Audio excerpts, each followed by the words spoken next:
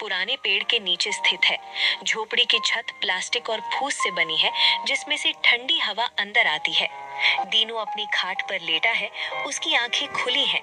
वो ठंड से कांप रहा है, क्योंकि उसके पास ओढ़ने के लिए केवल एक पुरानी पतली रजाई है, जिसका ज्यादातर हिस्सा उसने अपनी पत्नी राधा और बेटी गुड़िया की तरफ कर रखा है। हे राम, आज तो ठंड हड्डियों को भी गला देगी, पर रुक नहीं सकता। रुक गया तो लाला जी की गाली और बच्चों की भूख दोनों मार डालेंगे। गुड़िया, मेरी बच्ची कैसे सिमट कर सो रही है। कल शाम उसने कहा था, पापा मेरे पैरों में ठंड लगती है, मोजे ला दोगे? और मैं बस मुस्कुरा कर रह गया। आज मुझे किसी भी हाल में लाला जी से पैसे मांगने होंगे। दीनू उठने की कोशिश करता है। उसका शरीर अकड़ चुका है। जोड़ों में दर्द की एक लहर दौड़ जाती है। वो खांसता है, लेकिन मुंह पर हाथ रख लेता है ताकि राधा न जाग जाए। अजी, उठ गए? अभी तो मुर्गे ने भी बांग नहीं दी है। बाहर सन्नाटा है, थोड़ी देर और लेट जाइए ना। आपका शरीर कल रात से ही कितना गर्म था। मुझे डर लग रहा है, कहीं आप बीमार न पड़ जाएं। नहीं राधा, देर हो गई तो लाला जी आज की दिहाड़ी काट लेंगे, और गुड़िया के लिए नए जूते भी तो लाने हैं। तुम सो जाओ, मैं शाम को जल्दी आने की कोशिश करूंगा। सो जा राधा, तू चिंता मत कर। रसोइये की किस्मत में सूरज निकलने के बाद उठना नहीं लिखा होता। अगर मैं अभी नहीं निकला तो भट्टी देर से जलेगी, और तुझे तो पता है ना लाला धनीराम का स्वभाव। लाला जी, वो इंसान नहीं, कसाई है। आप 15 साल से उनके यहाँ घिस रहे हैं, पर उन्होंने कभी आपको इंसान समझा? कल रात भी आप खाली हाथ आए थे। घर में आटा बस एक समय का बचा है। अगर आज पैसे नहीं मिले तो शाम को चूल्हा कैसे जलेगा? भगवान पर भरोसा रख रहा था। आज मैं उनसे मजबूरी में नहीं, हक से मांगूंगा। कहूंगा कि घर में राशन नहीं है, वो दे देंगे। उनका होटल मेरे ही दम पर तो चलता है। गांव वाले मेरे हाथ का स्वाद जानते हैं, वो मुझे नाराज नहीं कर सकते। तू बस पानी गर्म कर दे, मुंह धोकर निकलता हूँ। राधा चुपचाप उठती है। वो जानती है कि बहस करने से कुछ नहीं होगा। वो कांपते हाथों से चूल्हे में फूंक मारकर थोड़ी आग जलाती है। दीनू तैयार होता है। उसकी साइकिल जो बरसों पुरानी है और जगह जगह से जंग खाई हुई है। चल मेरी साथी, आज तुझे भी ठंड लग रही होगी, पर चलना तो पड़ेगा। हे राम, आज लाला जी का दिल थोड़ा पसीज जाए, बस यही प्रार्थना है। दीनू साइकिल पर बैठता है। कोहरा इतना घना है कि 5 हाथ दूर का भी कुछ दिखाई नहीं दे रहा। ठंडी हवा चाकू की तरह उसके गालों और हाथों को काट रही है। वो होटल की ओर पैडल मारना शुरू करता है। दृश्य 2, समय 3:35 सुबह। लाला धनीराम, उनकी नजरें घड़ी पर टिकी हैं। 3:30 बज गए और इस नवाबजादे का अभी तक पता नहीं है। इन गरीबों को जितना सिर पर चढ़ाओ उतना ही नाचते हैं। कल मैंने इसे 10 रुपए इनाम क्या नहीं दिया, आज ये मालिक बनकर लेटा रहा है। आने दे इसे, आज इसकी खाल ना उधेड़ी तो मेरा नाम भी लाला धनीराम नहीं। तभी साइकिल की घंटी की कमजोर आवाज सुनाई देती है। दीनू हांफता हुआ, पूरी तरह से कोहरे में भीगा हुआ होटल के सामने रुकता है। वो साइकिल खड़ी करता है और दौड़कर लाला जी के पास आता है। राम राम मालिक, माफ कर दीजिए। आज कोहरा इतना था कि रास्ते में गड्ढा नहीं दिखा, साइकिल फिसल गई थी, चेन उतर गई थी, उसे चढ़ाने में हाथ काले हो गए, धोने में 5 मिनट लग गए, माफ कर दीजिए। आ गए नवाब साहब, 3:32 हो गए हैं। 2 मिनट की देरी। तुझे क्या लगता है ये होटल तेरे बाप का है जो जब मर्जी मुंह उठाए चला आएगा? नहीं मालिक, ऐसा मत कहिए, मैं तो अपनी जान लगा कर आता हूँ। ठंड इतनी है कि हाथ सुन्न हो गए हैं, देखिए, बस आज बख्श दीजिए। मैं अभी भट्टी जलाकर सब तैयार कर दूंगा। ग्राहकों के आने से पहले सब तैयार मिलेगा। हाथ सुन्न हो गए तो क्या करूं, आरती उतारूं? है और आग जलाता है। 20 रुपए? 20 रुपए में तो आधा किलो दूध आ जाता। मेरी बच्ची आज घर बिना दूध के सोएगी क्या? नहीं, मैं इतनी मेहनत करूंगा, इतना स्वादिष्ट खाना बनाऊंगा कि लाला जी खुश हो जाएं। शायद शाम को वो पैसे ना काटें। हाँ, मुझे अपना हुनर दिखाना होगा। सुबह के 9 बज चुके हैं। होटल ग्राहकों से खचाखच भरा हुआ है। धनीराम भोजनालय की महक दूर दूर तक फैल रही है। रसोई के अंदर का नजारा किसी युद्ध के मैदान से कम नहीं है। दीनू एक मशीन की तरह काम कर रहा है। पसीना उसके माथे से टपककर उसकी आंखों में जा रहा है, लेकिन उसके हाथ नहीं रुक रहे। वो एक साथ सब्जी चला रहा है और रोटियां लगा रहा है। अरे ओ लाला, आज तो दाल में क्या तड़का लगवाया है, मजा आ गया। ऐसा स्वाद तो मेरी घर वाली के हाथ में भी नहीं है। सच बताओ, क्या डालते हो इसमें? अरे राम शरण भाई, ये तो हमारे पुश्तैनी मसालों का कमाल है। हम क्वालिटी से समझौता नहीं करते। असली घी, ताजा सब्जियां और ऊपर से मेरा तजुर्बा। ये कोई मामूली रसोइये का काम थोड़ी है, ये तो मेरी देखरेख का नतीजा है। रसोई के अंदर दीनू ये सुन रहा है। उसका दिल दुखता है लेकिन वो चुप रहता है। मालिक बाहर अपनी तारीफें बटोर रहे हैं और यहाँ मेरी कमर टूटी जा रही है। पुश्तैनी मसाले वो तो सड़े हुए टमाटर और बासी चावल मिलवाते हैं। ये तो मेरे हाथ का हुनर है जो उस कचरे को भी स्वादिष्ट बना देता है। पर क्या करूं, पेट की आग इस भट्टी की आग से ज्यादा तेज है। मसाले पिसवाए, वो सड़े हुए धनिये और मिर्च में से कीड़े मैंने बिन बिन कर निकाले हैं। उस बेस्वाद दाल को मैंने घंटों धीमी आंच पर पकाकर अमृत बनाया है। और नाम लाला जी का। खैर, नाम उनका हो, बस दाम मुझे मिल जाए। दोपहर के 2 बजते हैं। काम का बोझ कम नहीं हो रहा। दीनू को तेज चक्कर आने लगते हैं। खाली पेट और बुखार अब अपना असर दिखा रहे हैं। सिर घूम रहा है, आंखों के आगे अंधेरा छा रहा है। सुबह से पानी के अलावा कुछ नहीं गया पेट में। अगर मैं गिर गया तो रोटियां जल जाएंगी, और रोटियां जली तो लाला जी मेरी खाल खींच लेंगे। हिम्मत रख दीनू, हिम्मत रख। वो एक पल के लिए सुस्ताने के लिए जमीन पर बैठता है। तभी लाला धनीराम रसोई के दरवाजे पर आ धमकते हैं। ये क्या, यहाँ आराम फरमाया जा रहा है? बाहर 4 ग्राहक खड़े हैं रोटी के इंतजार में, और तू यहाँ नवाबों की तरह बैठा है। मैंने तुझे 150 रुपए सोने के लिए देता हूँ क्या? नहीं मालिक, बस चक्कर आ गया था। सुबह से कुछ नहीं खाया, बुखार भी लग रहा है। क्या मुझे एक रोटी मिल सकती है? थोड़ी जान आ जाएगी तो तेज काम करूंगा। खाना देने से इनकार? खाना? अभी दोपहर का समय है। तू एक काम कर, पानी पी ले। पानी से पेट भर जाएगा। शाम को जब ग्राहक कम होंगे तब बची कुची रोटियों में से एक ले लेना। अभी काम कर। दीनू की आंखों में आंसू आ जाते हैं। वो जिस खाने को बनाता है, जिसकी खुशबू से पूरा गांव खिंचा चला आता है, उसे उसी खाने का एक निवाला भी नसीब नहीं है। जी मालिक, पानी ही पी लेता हूँ। शाम के 7 बज चुके हैं। दीनू का शरीर अब आग की तरह तप रहा है। उसे लग रहा है कि वो अब और खड़ा नहीं रह पाएगा। मालिक, अब मुझसे और नहीं होगा। मेरा शरीर जल रहा है। मुझे बहुत तेज बुखार है। मुझे घर जाने दीजिए। आज की जितनी दिहाड़ी बनती है दे दीजिए। मुझे डॉक्टर को दिखाना है। फिर वही रोना। अगर तू अभी गया तो मैं आज का 1 रुपया नहीं दूंगा। उल्टे कल तुझे काम पर भी नहीं रखूंगा। गांव में बहुत लोग हैं जो 100 रुपए में काम करने को तैयार है। नहीं मालिक, नौकरी मत छीनिए। मेरे बच्चे भूखे मर जाएंगे मालिक। पर मैं सच कह रहा हूँ, मुझसे खड़ा नहीं हुआ जा। अच्छा, देख, मेरा दिल बहुत नर्म है। दराज से एक पुड़िया निकालता है। ये मेरे वैद्य जी की खास दवाई है। बहुत महंगी है। 50 रुपए की एक पुड़िया आती है, पर मैं तुझे मुफ्त में दे रहा हूँ। इसे खा ले, 10 मिनट में घोड़ा बन जाएगा। सोच, घर जाते वक्त गुड़िया के लिए जलेबी ले जाएगा। और खुश होकर 10 रुपए इनाम भी दूंगा।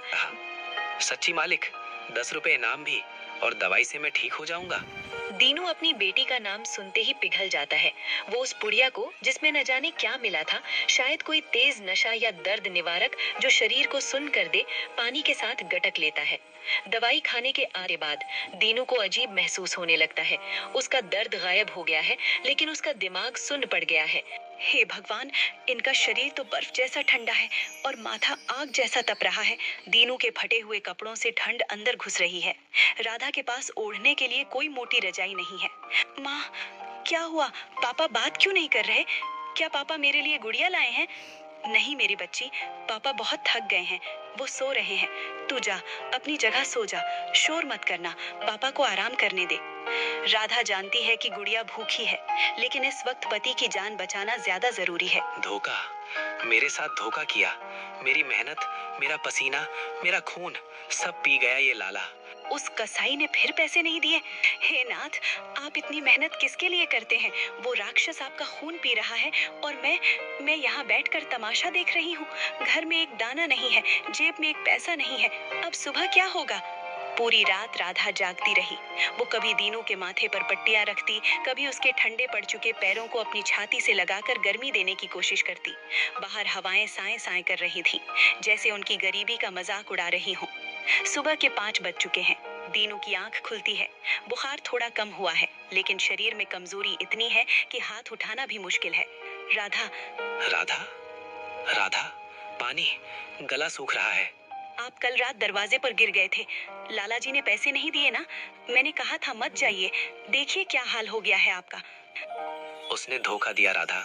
दवाई के नाम पर पैसे काट लिए। मुझे जाना होगा। अगर आज नहीं गया तो वो कल से नौकरी पर नहीं रखेगा। नहीं, आज आप कहीं नहीं जाएंगे। देख रहे हैं अपनी हालत, खड़े होने की ताकत नहीं है और भट्टी के सामने खड़े होंगे। मैं भूखी रह लूंगी, गुड़िया को पाली पिलाकर सुला दूंगी, लेकिन आपको मरने के लिए वहां नहीं भेज सकती। समझिए मेरी बात को।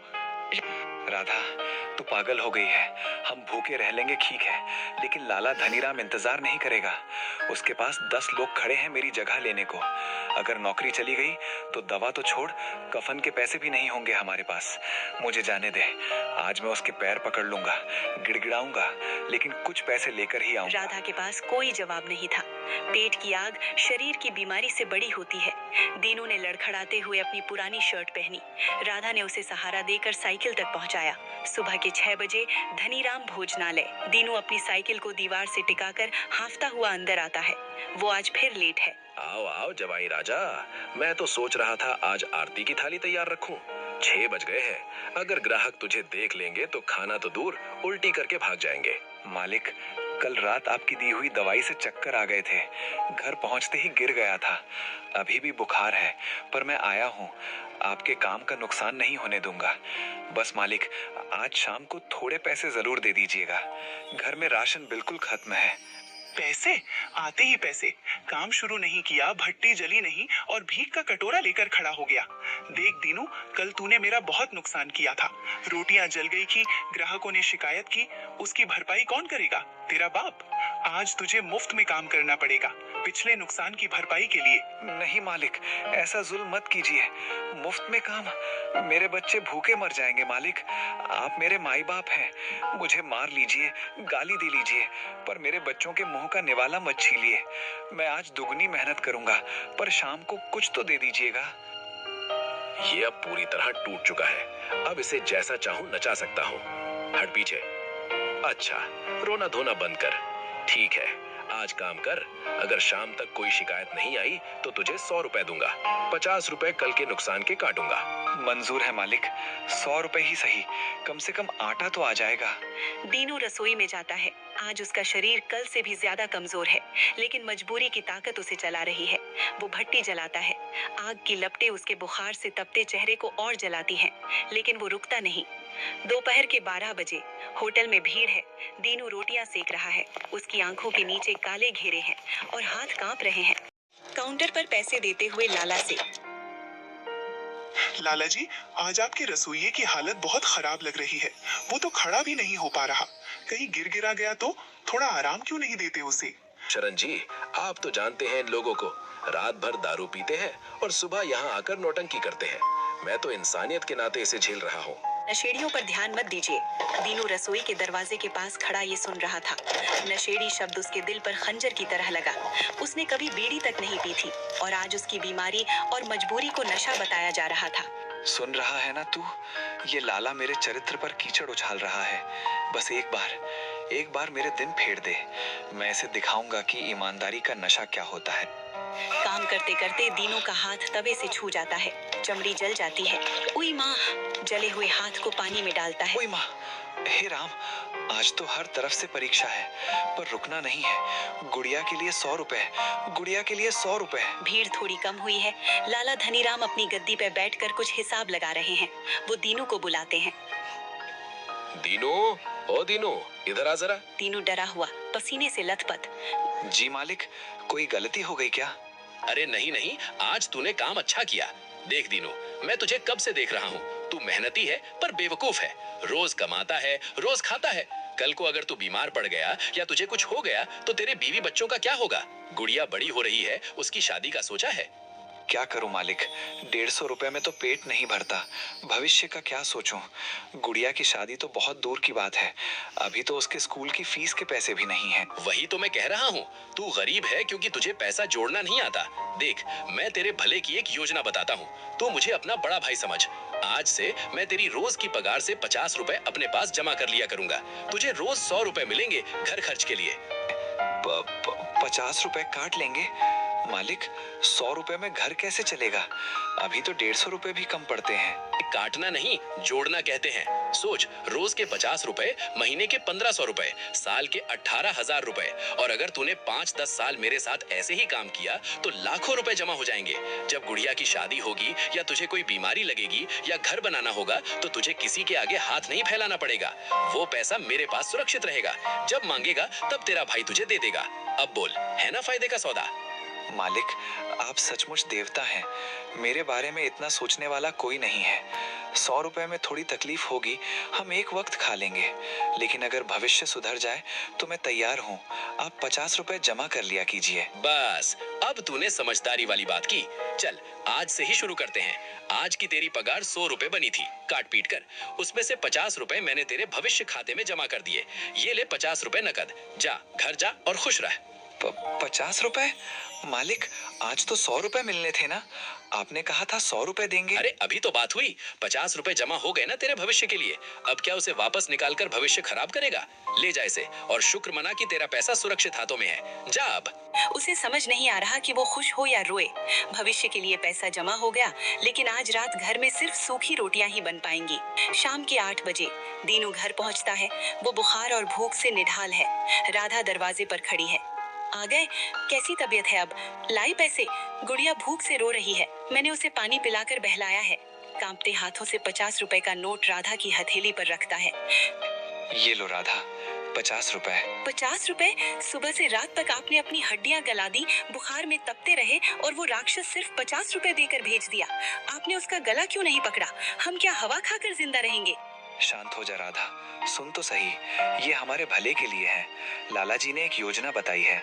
वो रोज मेरे 50 रुपए जमा करेंगे, भविष्य के लिए, गुड़िया की शादी के लिए। सोच, कुछ सालों में हमारे पास लाखों रुपए होंगे। आज की तकलीफ कल का सुख बन जाएगी। भविष्य? कौन सा भविष्य? जब आज हम भूख से मर जाएंगे तो भविष्य कौन देखेगा? वो सेठ आपको लूट रहा है और आप इतने भोले हैं कि लूट रहे हैं। लाखों रुपए? वो 1 रुपया नहीं देगा आपको। लिख कर ले लीजिए। नहीं राधा, लाला जी ने कसम खाई है, वो ऐसा नहीं करेंगे। तू मुझ पर भरोसा रख, मैं और मेहनत करूंगा। हम थोड़ा कम खा लेंगे, लेकिन गुड़िया का भविष्य बना देंगे। जा, इन 50 रुपए से आटा और थोड़ा नमक ले आ। आज इसी से काम चलाते हैं। उसे पता है कि उसका पति एक जाल में फंस चुका है, लेकिन उसके पास उसे निकालने का कोई रास्ता नहीं है। साल गुजरते गए, शरीर घिसता गया। समय का चक्र घूमता है। 1 साल, 2 साल, साल बीत जाते हैं। हर रात दीनू घर आता है और एक पुरानी डायरी में लिखता है। राधा, देख, आज के 50 रुपए मिलाकर हमारे कुल 65,000 रुपए जमा हो गए हैं सेठ जी के पास। 5 साल की मेहनत, 65,000 रुपए। सोच, जब हम ये पैसे मांगेंगे तो हम गुड़िया को शहर के स्कूल में भेजेंगे, अपना एक छोटा सा पक्का कमरा बनाएंगे। कागजों में ही है ये पैसे, कभी हाथ में आएंगे भी। आप बीमार रहने लगे हैं, रोज खांसते हैं, खून आता है कभी कभी।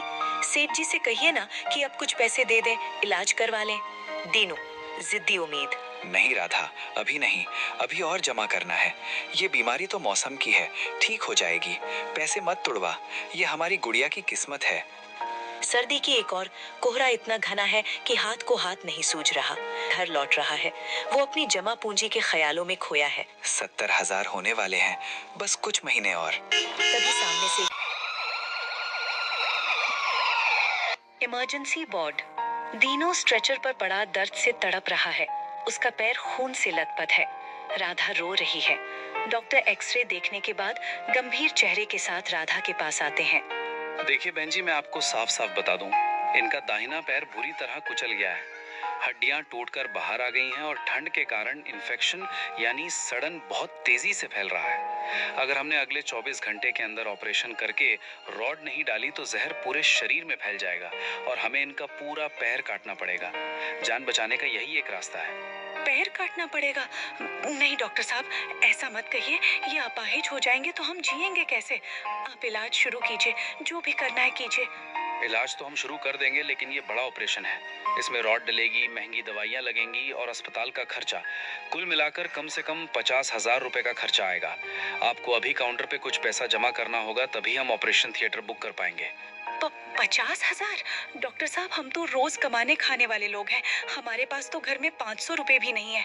इतनी बड़ी रकम हम कहाँ से लाएंगे? भगवान के लिए रहम कीजिए, हमारे पास कुछ नहीं है। मैं आपकी मजबूरी समझता हूँ, लेकिन ये अस्पताल के नियम है। दवाइयाँ और सामान बाहर से आता है, वो बिना पैसों के नहीं मिलेगा। आप जल्दी पैसों का इंतजाम कीजिए, वक्त बहुत कम है। अगर देर हुई तो हम पैर नहीं बचा पाएंगे। उसे लगता है सब खत्म हो गया। तभी दीनू, जो दर्द में बेहोश सा हो रहा था, अपनी पूरी ताकत बटोर कर राधा को बुलाता है। राधा, ए राधा, रो मत पगली, चुप हो जा। सुन मेरी बात, हमारे पास पैसे हैं, हम लाचार नहीं है। सांस फूल रही है। मेरी वो पुरानी डायरी निकाल जो मैं रोज लिखता था। लाला धनीराम के पास मेरे खून पसीने के पूरे 67,000 जमा है।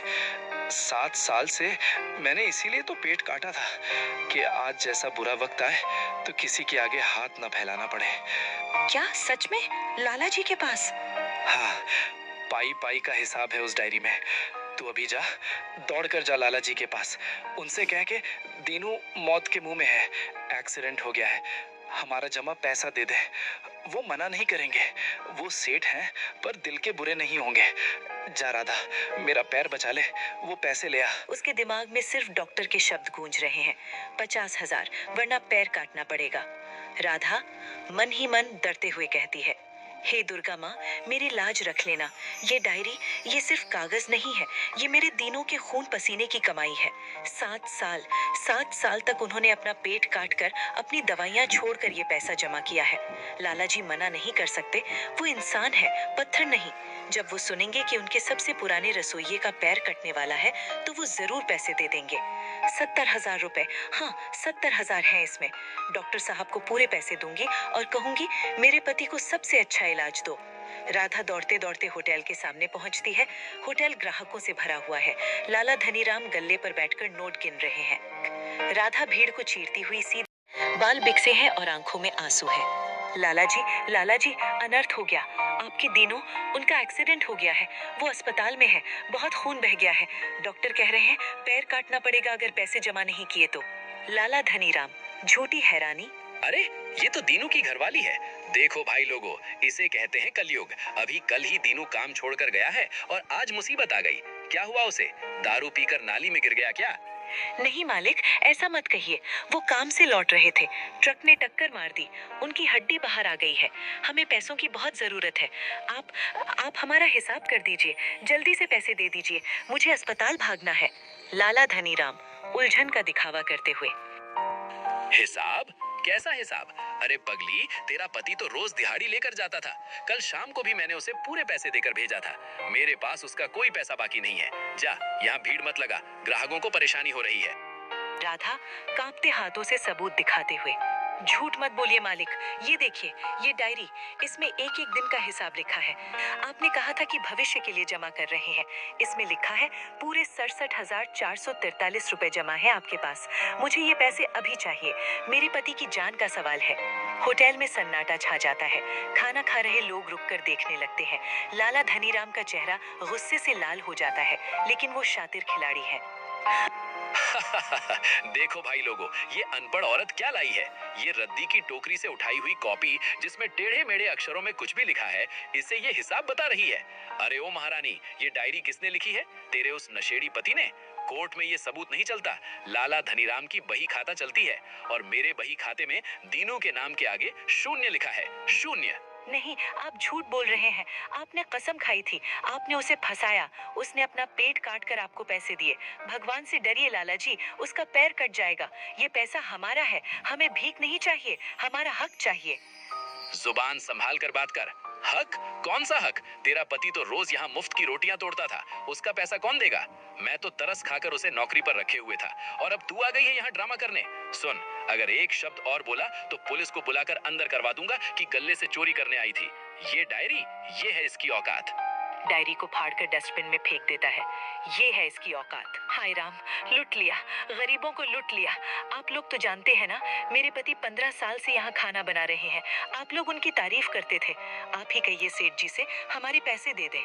ग्राहक अपनी नजरें झुका लेते हैं। कोई भी अमीर लाला के खिलाफ बोलने की हिम्मत नहीं करता।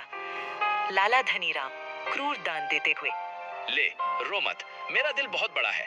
ये ले 15,000 रुपए, इसे भीख समझ या मेरी तरफ से मदद। इसे ले और दफा हो जा। और सुन, अगर दोबारा इस होटल की तरफ दिखी तो टांगे तोड़वा दूंगा। तेरा पति तो गया काम से, अब तू यहाँ तमाशा मत कर।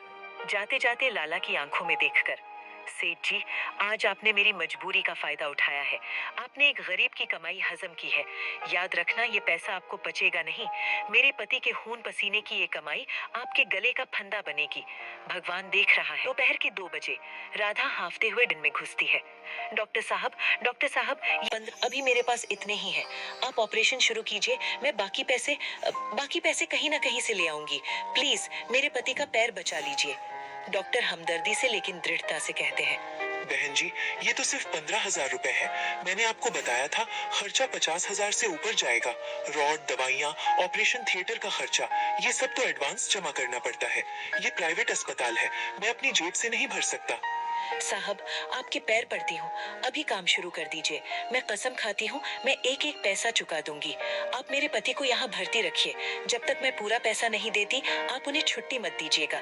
उन्हें यहाँ कैद कर लीजिए, पर इलाज मत रोकिए। डॉक्टर राधा की हालत देखकर पिसल जाते हैं। उठिए, उठिए, ठीक है, मैं इन 15,000 रुपए से जरूरी दवाइयाँ और शुरुआती इलाज शुरू करता हूँ ताकि इन्फेक्शन या सड़न न फैले। लेकिन बड़ा ऑपरेशन कल सुबह तक करना ही होगा। धन्यवाद डॉक्टर साहब। राधा घर घर जाकर मदद मांग रही है। राधा सबसे पहले अपनी एक रिश्तेदार के घर जाती है। चाची, दीनू का एक्सीडेंट हो गया है, बहुत बुरा हाल है। कुछ पैसे उधार मिल जाएंगे, मैं मेहनत करके चुका दूंगी। अरे राधा, तुम्हें तो पता है अभी अभी घर में पुताई करवाई है, हाथ एकदम तंग है। और तुम चुकाओगी कैसे? दीनू तो अब कमा नहीं पाएगा। हम पैसे दे दें और वो डूब जाए तो हम क्या करेंगे? कहीं और देखो। राधा दूसरे घर जाती है, एक पड़ोसन के पास जो अक्सर दीनू के हाथ के खाने की तारीफ करता था। भाभी जी, बहुत दुख हुआ सुनकर, पर अभी तो मंडी में मंदी चल रही है। 100-200 चाहिए तो ले जाओ, हजारों तो हमारे पास भी नहीं है। राधा पूरे गांव में घूमती है। वही लोग जो कल तक दीनू से हंसकर बात करते थे, आज उसे देखते ही रास्ता बदल लेते हैं या बहाने बनाने लगते हैं। गरीबी एक ऐसा श्राप है जो सारे रिश्तों को नंगा कर देती है। कोई नहीं है इस दुनिया में, गरीब का कोई नहीं है, सब मतलब के साथ ही हैं। अब मैं क्या करूं, किसके आगे हाथ फैलाऊं? राधा खाली हाथ रोते हुए घर लौटती है। झोपड़ी में गुड़िया अकेली बैठी इंतजार कर रही है। माँ, आप इतना रो क्यों रही हो? पापा ठीक तो है ना? आप पैसे लाई? बेटी नहीं, कोई मदद नहीं कर रहा। सबने मुंह फेर लिया। अब तेरे पापा का पैर नहीं बचेगा। शायद वो अब कभी चल ना पाए। माँ, आप रो मत। वो होटल वाले अंकल खाना बेचकर ही तो अमीर बने हैं ना। पापा भी तो खाना ही बनाते थे। और माँ, आपको याद है पापा कहते थे कि मेरे हाथ का स्वाद अब तेरे हाथ में आ गया है। जब आप खिचड़ी बनाती हो तो वो पापा जैसी ही लगती है। आप भी खाना बनाकर बेचो ना माँ, जैसे पापा बेचते थे। राधा के दिमाग में जैसे बिजली कौंध जाती है। गुड़िया के बात में एक रास्ता था, खाना। हाँ, दीनू हमेशा कहते थे कि राधा, तूने मुझसे बेहतर मसाले डालना सीख लिया है। अगर लाला धनीराम मेरे पति के हुनर को बेचकर नोट छाप सकता है तो मैं क्यों नहीं? मेरे पति का हुनर ही मेरी पूंजी है। हाँ माँ, हम भी दुकान लगाएंगे, मैं आपकी मदद करूंगी। हम गुड़िया रानी का खाना बेचेंगे। पर बेटी, दुकान लगाने के लिए भी तो पैसे चाहिए। बर्तन, राशन, ठेला, इसके लिए कम से कम 8-10 हजार तो चाहिए ही। और मेरे पास तो 1 रुपया नहीं है। तभी राधा की नजर अपनी झोपड़ी और उसके नीचे की जमीन पर पड़ती है। ये जमीन पुश्तैनी थी, बहुत छोटी, लेकिन सड़क के किनारे थी। कुछ पाने के लिए कुछ खोना पड़ता है। ये जमीन, यही हमारा आखिरी सहारा है। राधा गांव के सरपंच के घर पहुंचती है। उसके हाथ में जमीन के पुराने कागजात हैं। सरपंच जी, राम राम। मैं भीख मांगने नहीं आई हूँ, मैं सौदा करने आई हूँ। सौदा? राधा, तेरे पास सौदा करने लायक है क्या? ये देखिए, ये हमारी झोपड़ी और उसके नीचे की जमीन के कागज हैं। वैसे तो इसकी कीमत लाखों में है, लेकिन मुझे अभी सिर्फ 8,000 रुपए चाहिए, सिर्फ 8,000। जमीन तो ठीक है, सड़क किनारे है, पर तू सिर्फ 8,000 रुपए क्यों मांग रही है? और वापस कैसे करेगी? मुझे पता है सरपंच जी, अगर मैं ज्यादा पैसे लूंगी तो उसका ब्याज चुकाना मुश्किल होगा। मुझे सिर्फ धंधा शुरू करने के लिए पैसे चाहिए। मैं आपसे वादा करती हूँ, सिर्फ 2 महीने। अगर 2 महीने में मैंने आपके 8,000 ब्याज समेत वापस नहीं किए तो आप ये जमीन रख लेना। अंगूठा लगाने को तैयार हूँ। राधा जानती थी कि ये बहुत बड़ा जोखिम है। अगर उसका धंधा नहीं चला तो वो और दीनू सड़क पर आ जाएंगे, लेकिन पति का पैर बचाने के लिए ये जोखिम जरूरी था। उसने कम पैसे इसलिए मांगे ताकि चुकाना आसान हो। अरे वाह, 8,000 में लाखों की जमीन मिल रही है। ये औरत क्या खाकर चुकाएगी? ये जमीन तो मेरी हुई। ठीक है राधा, मैं तेरी मदद करूंगा। यहाँ अंगूठा लगा दे। 2 महीने का वक्त है। एक दिन भी ऊपर हुआ तो घर खाली करना पड़ेगा। मंजूर है। राधा 8,000 रुपए लेकर घर आती है। अब उसके पास रोने का वक्त नहीं है। 2,000 रुपए का एक पुराना ठेला कबाड़ी से ले आती हूँ। 3,000 रुपए का राशन, चावल, दाल, मसाले, आटा, प्लेट और 2 बड़े पतीले। बाकी पैसे इमरजेंसी के लिए। राधा चूल्हे पर बड़े पतीले चढ़ाती है। दीनू जी, आज मेरे हाथों में अपनी ताकत दे दो। वही खुशबू आनी चाहिए जो आपके हाथों से आती थी। जीरा, हींग और ये खड़ा मसाला, जैसे आपने सिखाया था। धीरे धीरे झोपड़ी से एक बेहतरीन खुशबू उठने लगती है। राजमा, चावल और कढ़ी की महक हवा में घुल जाती है। 30 रुपए। लाला जी 50 रुपए लेते हैं। हम 30 रुपए में उनसे बेहतर खाना देंगे। ये कीमत गरीबों के लिए भी सही है और हमारे लिए भी। अगली सुबह ठेले से गर्म खाने की भाप निकल रही है। लाला धनीराम का होटल खुल चुका है। ग्राहक आने लगे हैं। लाला जी ने एक नए रसोइये को रखा है। छी लाला जी, आज खाने में वो बात नहीं है। दाल में पानी ज्यादा है और सब्जी में नमक कम। दीनों के हाथ का स्वाद गायब है। अरे भाई, स्वाद तो मसालों का होता है। आज नया रसोइया है, हाथ सेट होने में टाइम लगेगा। खा लो चुपचाप। तभी हवा का एक झोंका राधा के ठेले की तरफ से आता है। एक भीनी भीनी जानी पहचानी खुशबू ग्राहकों की नाक तक पहुंचती है। अरे, ये खुशबू कहाँ से आ रही है? ये तो बिल्कुल दीनू भाई के तड़के जैसी महक है। उन्हें गुड़िया रानी की स्वादिष्ट भोजन थाली मात्र 30 रुपए का बोर्ड दिखता है। चलो देख के आते हैं 30 रुपए में क्या मिल रहा है। 4-5 ग्राहक राधा के ठेले के पास जाते हैं। आइए बाबूजी, गर्मा गर्म राजमा चावल, कढ़ी चावल, घर जैसा स्वाद है। एक बार चक्कर देखिए। अगर पसंद ना आए तो पैसे मत दीजिएगा। उसने पहला निवाला मुंह में डाला और रुक गया। अरे भाई, ये तो कमाल है। ये तो बिल्कुल वही स्वाद है जो हम सालों से ढूंढ रहे थे। बहन जी, ये आपने बनाया है? जी भैया, ये मेरे पति दीनू की रेसिपी है। वो बीमार है इसलिए अब मैं बना रही हूँ। खाइए, पेट भर कर खाइए। देखते ही देखते बात फैल गई। दीनू की पत्नी ने ठेला लगाया है। स्वाद वही पुराना है। कीमत सिर्फ 30 रुपए है। लाला के होटल से ग्राहक उठ उठकर राधा के ठेले पर आने लगे। भीड़ लग गई। लाला धनीराम अपनी खाली दुकान से मक्खियां उड़ा रहा है। वो देखता है कि उसके सारे ग्राहक उस भिखारिन के ठेले पर लाइन लगाकर खड़े हैं। ये क्या हो रहा है? मेरी दुकान खाली और उस 2 टके के ठेले पर मेला लगा है। 30 रुपए में खाना, ये मेरा धंधा चौपट कर देगी। इसे रोकना होगा। अपने नौकर से जा पता कर क्या मिला रही है खाने में। जरूर कोई जादू टोना किया होगा। उधर राधा के ठेले पर खाना खत्म होने लगा है। दोपहर के 2 बजते बजते उसके दोनों पतीले खाली हो गए। माँ, खाना खत्म हो गया। सब लोग और मांग रहे हैं। माफ कीजिएगा भैया, आज खाना खत्म हो गया। कल मैं और ज्यादा बनाऊंगी। कल सुबह 6 बजे आ जाइएगा। ग्राहक निराश होकर लौटते हैं, लेकिन वादा करते हैं कि कल जरूर आएंगे। राधा और गुड़िया पैसे गिनती है। गुड़िया, देख, आज हमने 2,000 रुपए का सामान लगाया था और कमाई हुई है 4,000 बटाती। राधा, आज हमारे पास कुल मिलाकर 48,200 रुपए हो गए हैं। डॉक्टर साहब ने 35,000 और मांगे थे। हमारे पास उससे कहीं ज्यादा है। हम कल सुबह ही पापा को लेने जाएंगे। सच्ची माँ, पापा घर आ जाएंगे? हम उन्हें अपनी दुकान दिखाएंगे। हाँ बेटी, और सबसे बड़ी बात, हमें सरपंच जी का 8,000 रुपए का कर्ज भी चुकाना है। वो भी हम समय से पहले चुका देंगे। किसी के आगे हाथ नहीं फैलाना पड़ेगा। सो जा अब, कल का दिन बहुत बड़ा है। राधा डॉक्टर के केबिन में प्रवेश करती है। उसकी चाल में अब वो बेबसी नहीं, एक आत्मविश्वास है। आइए राधा जी, मैं आपका ही इंतजार कर रहा था। ऑपरेशन सफल रहा, पैर बच गया है। लेकिन जैसा मैंने कहा था, बाकी पेमेंट? डॉक्टर साहब, ये लीजिए पूरे 35,000 रुपए और ये 5,000 एक्स्ट्रा। आप मेरे पति के लिए सबसे अच्छी दवाइयाँ और ताकत के फल मंगवा दीजिएगा। पैसे की अब कोई कमी नहीं है। अरे, इतनी जल्दी? 15 दिन भी नहीं हुए। राधा जी, आपने ये चमत्कार कैसे किया? कहीं कोई गलत काम तो?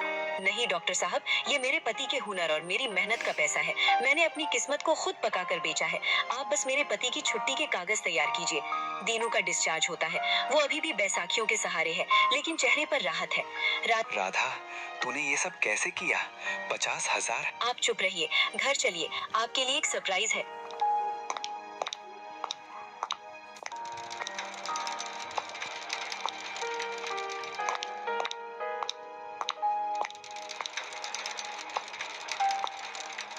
उसकी नजर सामने लगे उस रंग बिरंगे खिले पर पड़ती है। भोजन थाली। ये क्या है राधा? ये आपकी नई दुकान है। मैंने आपके हाथों का जादू सीखा और उसे लोगों तक पहुंचाया।